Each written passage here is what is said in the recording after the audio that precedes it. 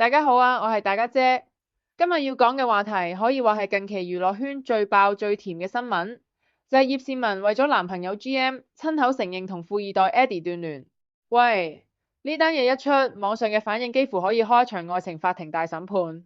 網民一邊話：哇，呢個先係真女神，識尊重男友；另一邊又話咁樣會唔會太極端啊？做朋友都唔得咩？今日我哋就要認真八卦下。到底葉倩文呢個舉動係愛得太深定係愛得太盡？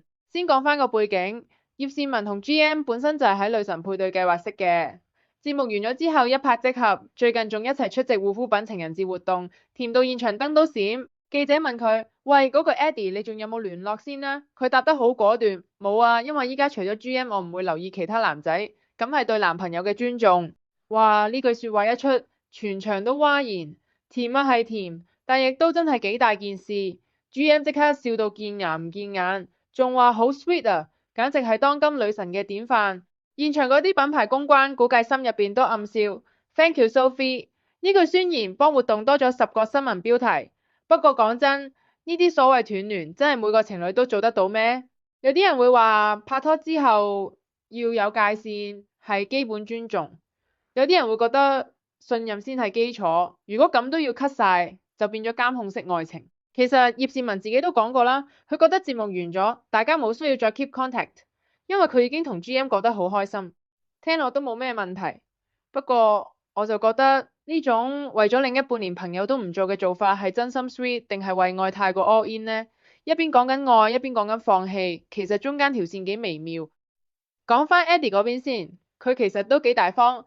之前喺 YouTube 節目度講明，我同佢哋唔係朋友，因為避免尷尬，我再出現都只會令場面奇怪。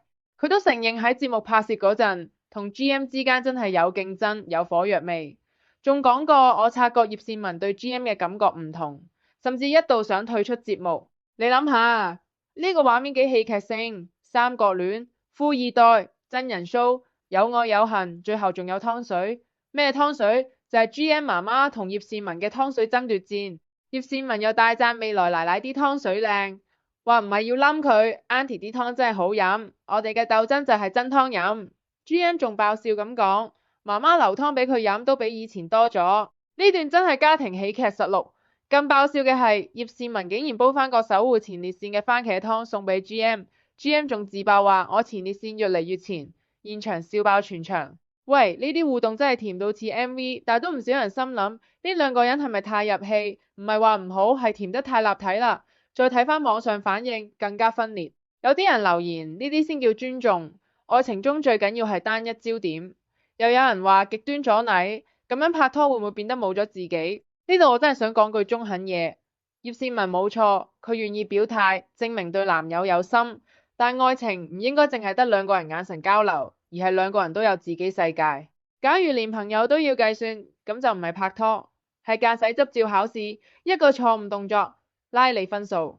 GM 嗰句女神典範其實都代表咗好多男士心聲，佢想要安全感，想要一個全世界最信佢、最重視佢嘅女友，呢個人之常情。但係女仔其實想要被信任，唔想每次要交代每個信息同人名，成條新聞攬埋睇。其實唔淨係講呢段戀情，而係反映咗現代情侶嗰種甜蜜與界線矛盾。